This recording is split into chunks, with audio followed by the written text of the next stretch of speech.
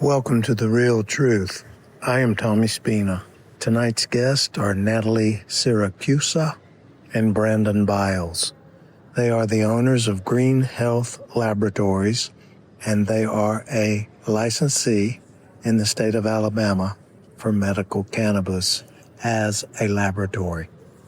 They're going to discuss with us tonight their role in the process. If you've been listening to season 2, you know that we've spoken with not only cultivators, processors, dispensaries, pharmacists, but at this point, we're going straight to the laboratory that does the testing with everything. And I think people misunderstand this, being focused on the fact that we're dealing with medicine here. And that because it is medicine, it has to be checked out and represented as what it actually is. So with that being said, can you tell me a little bit about yourselves, both Brandon and Natalie? Yeah, well, thank you, Tommy, for having us and letting us tell our story and your listeners to start to understand kind of what the laboratory does for the ANCC. So my background is in medical reference labs. I founded and was the COO of Synergy Laboratories for over a decade. So when it comes to understanding the medical side of things, the what you do when you go to your doctor's office, I'm very versed. So it's not a real far stretch to what we're doing for the cannabis. And I'll let Natalie introduce herself and tell her a little bit about herself. But I brought her along because she's the one that has all the technical knowledge. She is the lab geek, the lab nerd, and she doesn't mind me saying that. So she can get in the weeds with anybody and talk cannabis. He means that respectfully, Natalie, I'm sure. Absolutely. I love her to death, and she knows it. So, I prefer queen of the laboratory. Thank you. But I'll take nerd as well.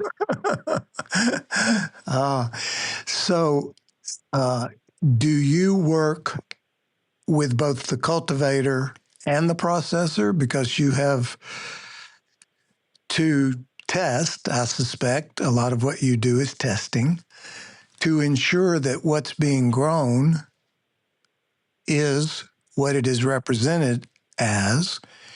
And after it leaves the cultivator and goes to the processor who extracts the oil out of it to get it in a position to be packaged for sale to a dispensary, for sale to the consumer, your role is on both ends of that process. Is that correct? That's actually perfectly said. So you've got to think safety and the health of the population of Alabama that'll be consumers. They're patients at the end of the day. So you remember, this is medical cannabis. So we take what we do very seriously because we're that safety gap between the cultivator, the farmer who grows it, the processor who makes it, and then ultimately the dispensary who sells it to the patient consumer.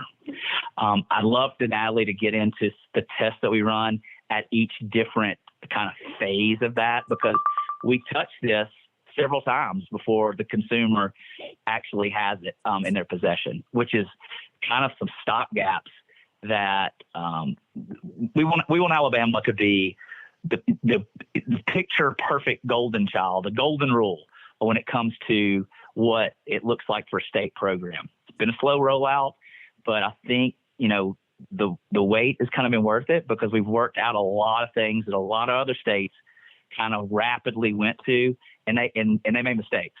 Alabama hadn't done that. And so that we can be grateful for that, I believe. So I'll stop and let Natalie kind of give you a rundown on what we do at each step in the game.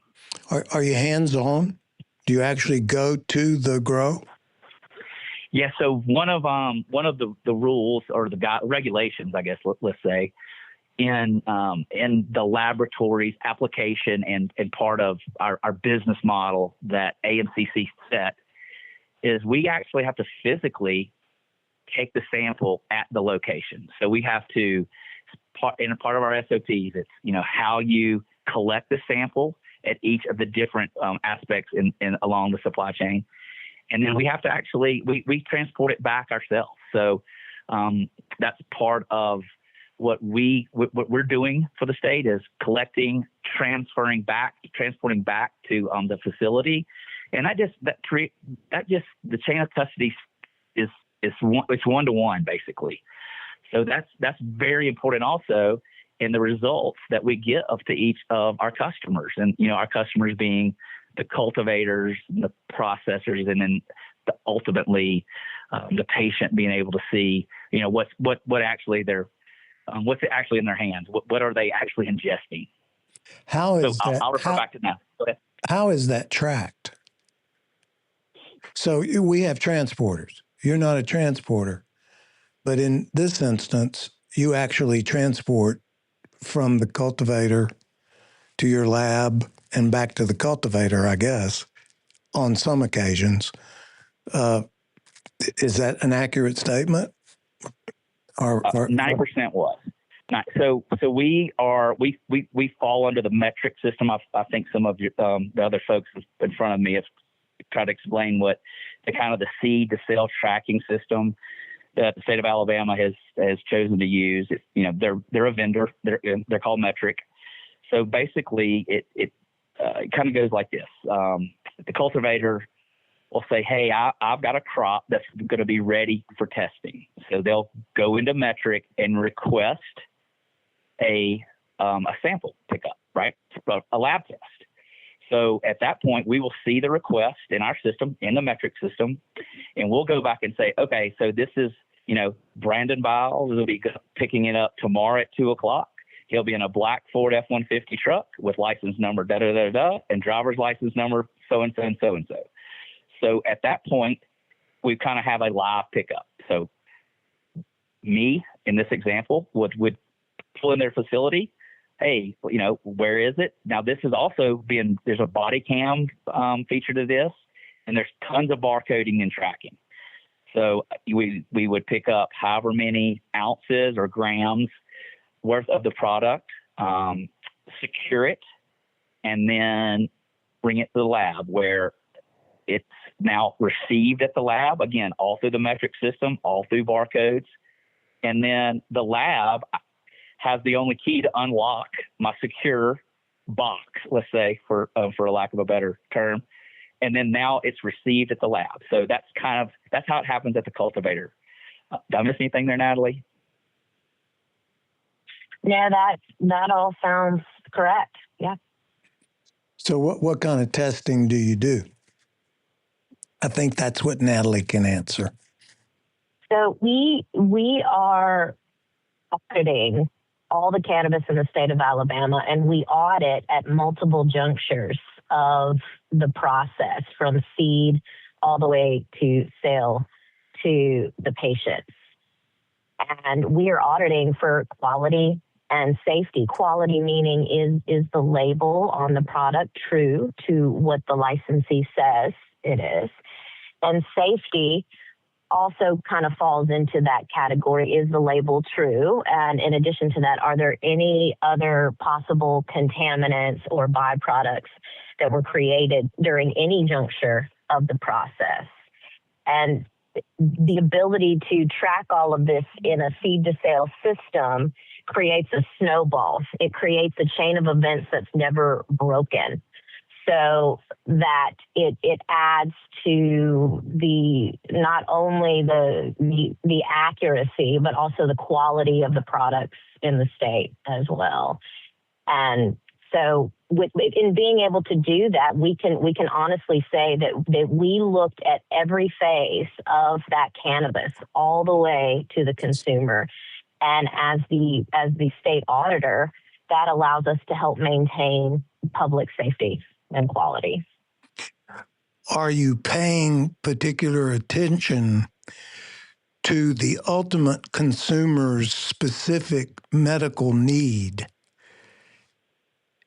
when you're testing? I mean, all cannabis is not created equal, correct? Right. That's exactly right. So a person who may be suffering from PTSD, or someone who is suffering from seizures, or someone who's suffering from depression, or one of the other enumerated conditions that qualify, they're not all going to take the same medicine. Is that a fair statement? Yeah, that's very fair. So we don't point a processor in that direction. Think of it as we look at it. We go, hey, okay, does your THC content, does it have moisture in it? What's the moisture count? Does it have any pesticides? Are you growing pesticides? We can tell you that too. Does it have any metals in it? So, were you growing it in some ground that where you're picking up metals? We're looking at the content of the product. What is in that product? And what the processor does with it and how they label it, that's not our concern. Our concern is to tell them this is what it is. Now, you formulate it and do what you need to do with it. The specific ultimate use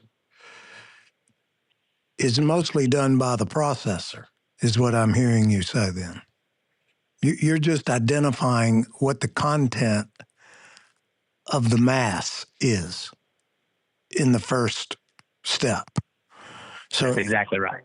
And then after the processor extracts the oil, does what they do, I take it, and I'm just thinking like a lawyer, that you would come back in and test again to report what has been produced to be consumed. Correct. Exactly.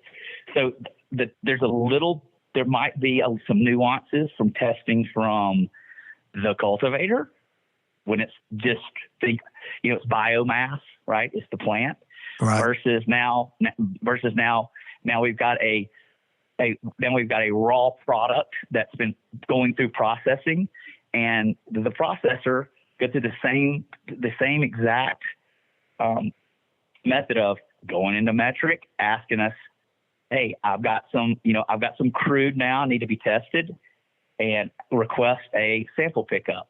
We go through the same process. It's just at a different facility, and of course, we're not picking up biomass. We'll be, picking up crude.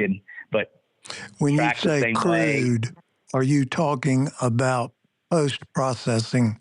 So it's it's more oil at that point. Right. That condensed oil, that manner, correct. Form. Okay. So then the testing's a little different. Natalie, would you like to walk into that a little bit? Yeah, absolutely. Please do. Yes. So we, and as Brandon already said, we're going to check that, what I like to call the snowball, because we're tracking it from seed to sale. We're going to check that snowball every time there's a major change to it. So we're going to check it, once it's grown, and say it's okay to send over to process.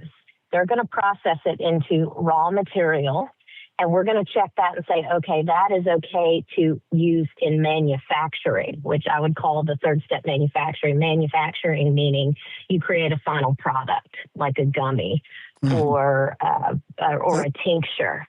And then we're going to check it to make sure that the manufactured product is also acceptable.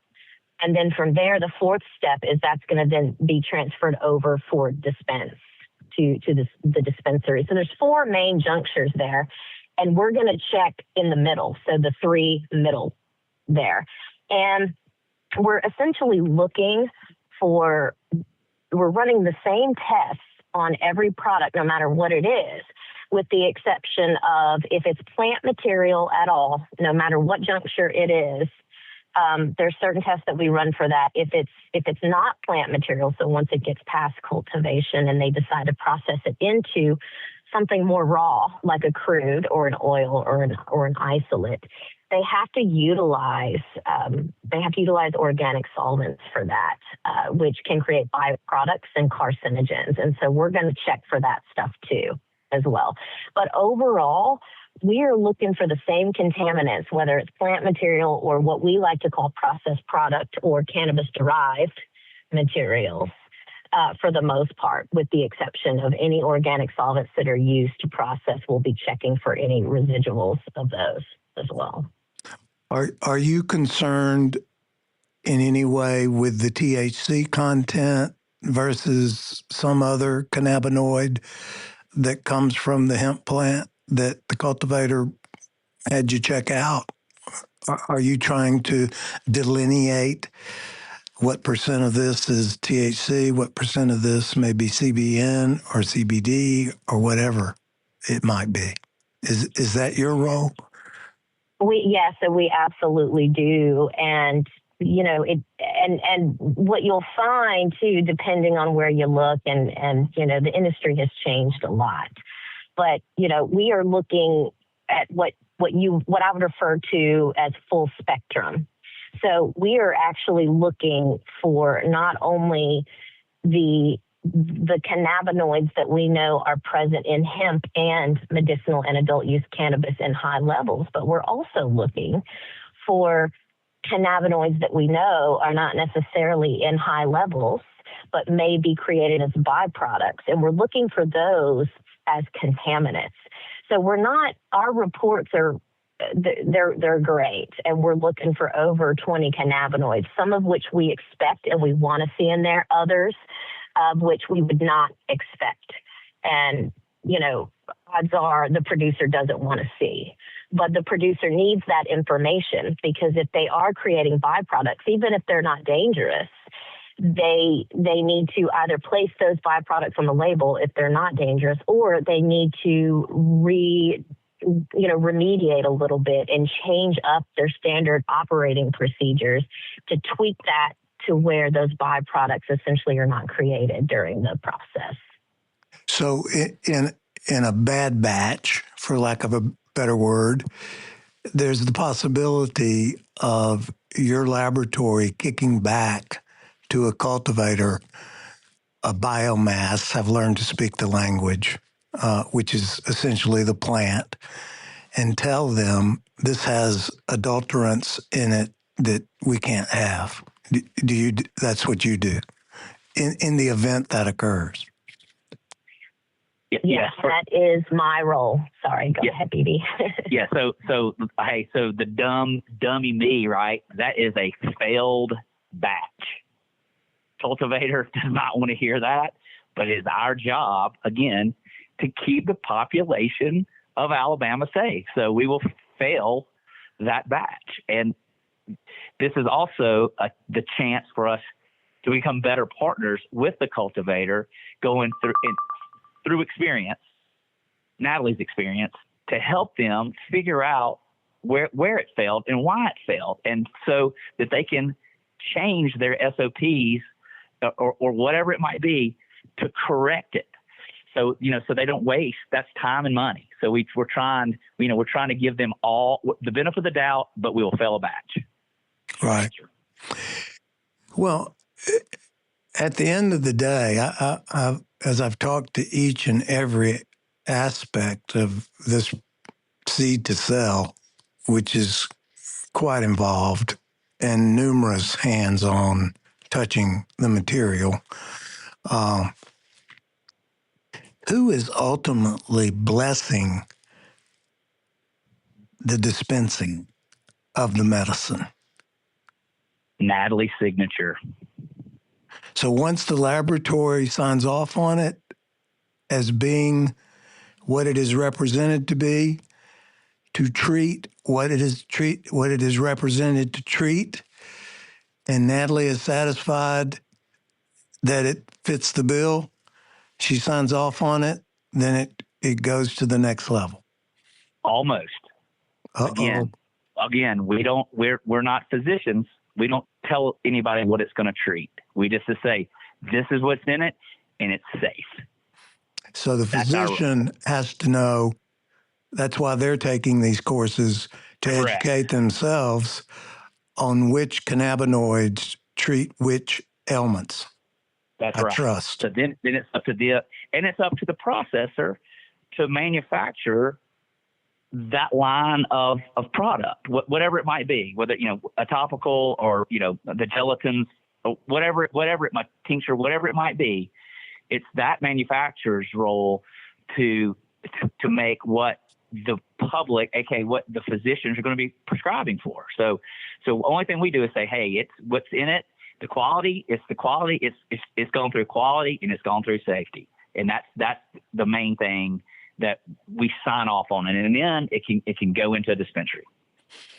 That's the third round of testing is kind of like what Natalie said, in between everybody. That's the last line of kind of defense for the safety aspect in your consumer patient. So once it makes it to the transporter, it's headed to the dispensary. I take it. On the last batch, that's correct. Something else that it's not unique, but it's Alabama taking the extra step is that last batch. So we'll be testing that all those modalities that Natalie said earlier on the finished product or the finished goods, and then the last kind of test results will go on a QR code, and it'll go on that package. So it'll say, hey, here is the license number of the farm of the cultivator, license number of the processor, and then here is what is in this product because we've tested it. This batch contains, and then that QR code will list it out. So it's kind of, think of a born on date. It's if you look at a whole label on the back of any kind of food the FDA puts on. So it's that same level of quote unquote, I'm doing air quotes now, ingredients that's in the product. Do you work? Does that make sense?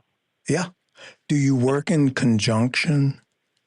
It seems to me that your role is connected with the pharmacist to some degree. Is that Not really. Natalie, am I wrong there? Well, just like any other medicine, this has to be dispensed. And I believe they have to have a licensed pharmacist on site to dispense. Oh, yeah, for sure. Yep. But so the by the time is just a checkbox to make sure they can dispense, I believe. So you're done with what you do by the time it hits a pharmacist. By the time it's ready to be dispensed, yes, we have completed everything and I have signed off on it. And how many laboratories are there licensed in Alabama? So currently there are 2 licensed laboratories. There was at the initial application process, two labs applied. We were not one of them, Tommy. We were playing a wait and see game. AMCC didn't put out a kind of a specific number of how many labs that they were going to accept. So we were like, hey, it's time and money. Let's see what happens. One of those labs received a license, and then the AMCC decided it was probably best to open back up the application process for laboratories, in which we at the time, that's when we decided to say, hey, let's do this. This is October of 2023-ish. And that's when I said, okay, I'm going to go all in. I left Synergy at that point to say, this is going to be my complete focus to get through the application process, which is pretty tough, as other folks have said, I'm sure. Well, it's pretty slowed down things a good bit. Yeah, it's a pretty rigorous application. So one lab applied. That was Green Health Laboratories. In the meantime, as we were going through the application process, the other lab that received their license closed shop. So it was expensive to stay in the game that long, and they decided that that their best interest wasn't to stick around. So they left, and so now it's Green Health. We'll be the only lab in the state which is a gigantic responsibility, and it is a role that we do not take lightly. It is, we want to be the very best. We want to be the gold standard. So, and we've from day one, that's kind of been our mantra for all of our employees. For everything that we built and everything we did was like, hey, how can we do it better? Cost be damned. We got to make it the best. So, and then as the only lab that's licensed in the state of Alabama, we really feel the pressure. So, I mean, we've got to be the best. So there's no fault. We can't have any faults. Well, if you're the only lab, I just envision a tremendous volume of biomass coming to you that has to then be checked by you. If it passes muster, it gets sent to the processor, correct? That's correct. Where it is then either dried or soaked with ethanol or however they process it. I think there are different ways they go about doing that to get the oil out of it. And then you come back in and do some more testing after that. Correct. That's correct. So there's a percent of the biomass. There's a percent, right? So there's a percent up to that we test on each crop. I like to use that word. So there's not we don't bring it all, of course, but when we're there, we'll take a percentage of each crop, and then there's also just a percentage of a random sample. Okay. Of the crop, and then the random sample of the processed material as well. Okay, so that cuts down on the volume. Right. Well, and we don't have to have I don't have to have a giant truck, a van to move stuff around. We're moving very, very small quantities, and we're talking ounces, grams, not pounds, right? Okay. The transporters are the guys that are going to be moving the volume from the cultivator farmer to the processor. There you go. Big, totes of it, hundreds of pounds. And then again, when it moves from the processor to the dispensary, again, finished product, a lot of product. So ours is very small. We actually went back to the AMCC and asked for a transportation variance. We were falling under, as the legislation had written it, we were required to basically follow the same exact guidelines as a transporter. And, once we kind of explained what, hey, we're really not moving a lot of product here. It's not, we don't need to have the same like gigantic requirements. It's expensive to do this, to run up there and take 4 ounces from John's farm. It didn't make sense. They totally agreed. So they gave us a variance on that. So we were super thankful for that. Yeah, that's what I was asking, how you overlapped with the transporter. And you've done a very good job of explaining that to me. But in part, you are transporting, but only samples to make sure that the product is what it's represented to be. Now, are you testing THC levels? Oh, yes, sir. And do we have a standard in the state of Alabama that thou shalt not go over?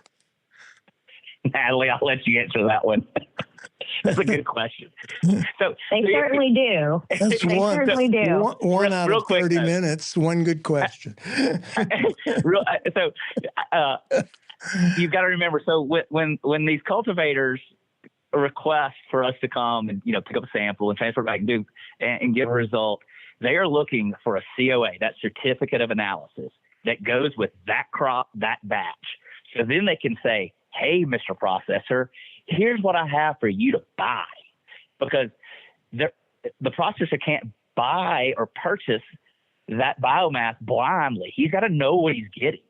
So this gives him kind of the report on, okay, this is what this crop is, and this is how much I think it's worth, right? So then now it's free market.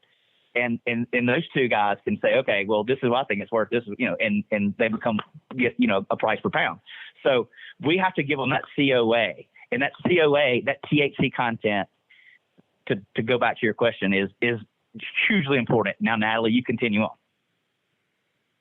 So my question was, do we have a parameter that thou shalt not have more THC than X? What is X? I mean, there are parameters for that, and most states actually have limits for that. And it used to be that most states have always had limits for medical cannabis, but it used to be that there really were no limits for adult use cannabis. And what we're starting to see happen is recreational, more you're limits. talking about. Correct. Yes, recreational. And what we're starting to see is more limits be applied even to recreational and adult use cannabis in other states too, because we learn as we go, right? And what we see is that the limits are important. The limits in the state of Alabama are fairly similar to the limits in other states. And I've been asked this question a lot. And, it is not our job as the auditor to advocate for any limit. It is not our job as the auditor to determine if the limits and the plus or minus and the uncertainty in manufacturing is acceptable. I get asked that question a lot. My job is essentially just to test it and create a certificate of analysis to hand over to the state and to the licensee, who will then interpret. We try to keep our interpretation to a minimum because we want to remain an unbiased party that is essentially there to audit the product. And, interpretation, from time to time, I will assist the state or a licensee with that in certain circumstances. But the limits are in the rules. They do exist. And the licensees do have to stay within those limits as part of their pass-fail criteria. Okay, one more time. What is the limit? I don't know. Off the top of my head, I wouldn't. I'd have to pull the rules for that. So It's all in writing out there. But keeping in mind too that the rules that we have to be more familiar to, the rules that I can quote to you off the top of my head, are more along the lines of the analytical side of things. Okay. The manufacturing side of things, they've got these divided in certain chapters. And I have read every single chapter of the Alabama rules cover to cover. But with regard to what I need to know in depth, that's along the lines of the chapter 10, chapter 7, chapter 4. When it comes to limits and what they can and cannot manufacture, those are in other chapters of the Alabama medical cannabis rules. And I would not feel comfortable even trying to throw a number out there without pulling the rules for you. Well, what is written on the certificate of analysis? So the certificate of analysis will actually tell you, depending on the product, the potency of that product. So if it's a gummy, we will tell you how many milligrams of every single cannabinoid are in that gummy, right? So or it would say 10 milligrams of THC. And I don't even know all the cannabinoids. I just know the ones that I see in the convenience stores, the CBNs and the CBDs and all that sort of stuff. There's so many from this one single plant. It's just fascinating to me what one plant can produce and how helpful it is intended to be for so many people. So it's pretty progressive for the state of Alabama to even have us talking about this subject, if you ask me. Although we are late to the game, we are in the game, and it doesn't look like that's going to change. Do you think things would change? This is a political question. Do you think, maybe I should save it for Mr. McMillan, do you think things would change if our leadership changed in the state? Are there some safeguards? Can somebody just repeal this act and shut it down, and all this money you've invested and time goes up in smoke? I think the hay's in the barn on this one. I think the medical cannabis. I think that just the pros and the outpouring of just concern. People. It's a great product. It's a drug that's needed, right, and done the right way. So I think that I think we're past that now. I think it's I think administration in Washington changing schedules and allowing it. I think the perception is going to be more widely accepted. I think my parents kind of finally understand, hey, this is good. So coming from the Bible Belt and growing up Baptist, I think that now you're seeing folks kind of accept the reality that, hey, this is here. It's going to be good, and it's going to be highly regulated. So it's just not a bad thing. I'm going to go back. I'm going to regress real quick back to Natalie's and THC levels and percentage. So you got to think the processor that's what they control. So they control the potency of whatever they want to package. So it's just our job to tell them what's in the plant and what's in the crude or what's in their the processed material before it goes to final. So we're telling them where they stand all along the way. So if they want to make it more concentrated, that's what they do. They process it. So you just identify what they have processed. That's right. We're just telling them what they've done. That's exactly right. I was trying to kind of think of it in my how I see it and feel and can kind of how I tell my kids about it. That's how I would frame it. Queen, I have a question for you. Can the processor tweak the biomass in a way, however it wants to, as long as it meets and falls under the limitations established by the law? That they can play with those numbers, depending on how they process it. That's a great question. Yeah, that's a great question. I love that question because it's kind of the Mad Hatter side of things. So the state absolutely allows for remediation. That's what you're talking about.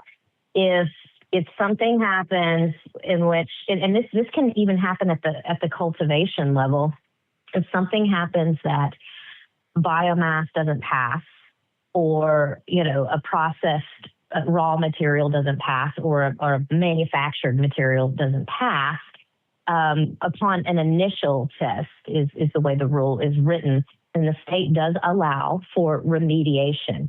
And for example, with biomass, let's say biomass is loaded with a contaminant. They can actually mix that biomass with other biomass that they know has passed to dilute out that contaminant to get it where they want it to be. It's pretty neat. And so we would call that remediation. But there's other ways that you can remediate. But they have to come back to you after That's they've correct. done that. Anytime a major change happens, they've got to come back to us. And again, the chain is unbroken. So the snowball travels backwards, basically, to, let's say, the cultivator for remediation. They call us back, and we're going to collect that sample again and say, okay, this is already in the system. The snowball is being kicked back to us. And so we're going to call this a remediation test or a retest. And if it passes upon that retest, then the snowball can continue down the line. As we approach the end of this program, I'm curious to know what type of facility you operate out of. Is it a big building? I mean, I envision like conveyor belts and stainless steel. I'm seeing myself walking through a winery. Is it like that? Or is it more laboratory rat-like analysis kind of place? Do you work out of Natalie, you get to describe this. This is going to be good. I want to know what the building looks like. We can hybridize the two scenarios that you gave. So when you're thinking of conveyor belts and stainless steel, I think that's more on the manufacturing side. They're manufacturing, and these are foodstuffs, right? So if they're actually manufacturing gummies and things like that, they have to be at the level of food safety. So they're producing several 100,000 gummies at a time. There's your conveyor belt in a very clean space. There's your stainless steel. That's on the manufacturing side. In our area, there's lots of stainless steel because stainless steel is very clean, but no conveyor belts. We have lots of analytical instruments. You walk into our area and you find instruments that are humming and very, very low humidity and very, very cold space, pharmaceutical grade area. And that's where we're conducting our analyses. In our area, you're seeing people in lab coats and in scrubs and looking under microscopes and reviewing data all the way down to the atomic level. So it's a really great thing. But in our area, lots and lots of analytical instruments, conveyor belts and stainless steels. That's in the kitchens of our friends, the licensees, the people that we are assisting in the industry. So I see you would describe that environment as more sterile, although each Sterile and controlled. Yeah, that's exactly right. Yeah, and controlled both temperature wise and from a cleanliness standpoint. You don't want to contaminate, and you have your own safeguards to make sure that doesn't happen, I'm sure. And there's probably somebody looking over your shoulder to make sure that you have that in check. That you hit it nail on the head. That's our inspection, and AMCC does open door policy. We went as far as when we were building out this lab, we had kind of a blank space, and I built medical reference labs, and so I had a vision of what I wanted it to look like, right? So I wanted glass walls where everybody could see what's going on. So I could give a tour and walk down the middle of the lab. Everything stays secure and controlled, but you could bring a guest in and they could walk down the middle and look and see what everybody's doing. And you could do a show and tell without having to walk in to their space, right? So that's controlled. And that's how we built it. We're super proud, and you've got an open invitation anytime you'd like. So we're down in Foley. Oh, really? You mean I can come and gown We'd love up, to have you. scrub We in? would love to have you there. I can scrub in? You can scrub in. I don't want to ask Sign you in, where here's your badge, and rock and roll.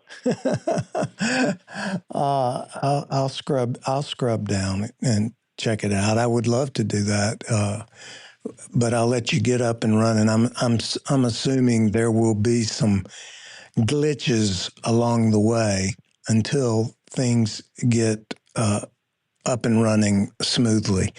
It wouldn't be possible to not have mishaps.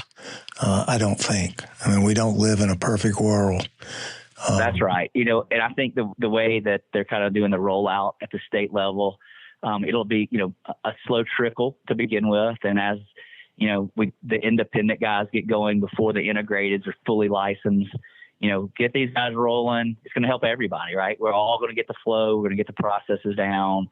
And then when the integrateds come, we'll see, more patients coming on board, more physicians signing up, the registry taking off, and, that it'll just be a slow, kind of a crawl before you walk, before you run scenario, which is, I think it's good for the entire state and for us to make as few mistakes as possible. And that's a good way to do it.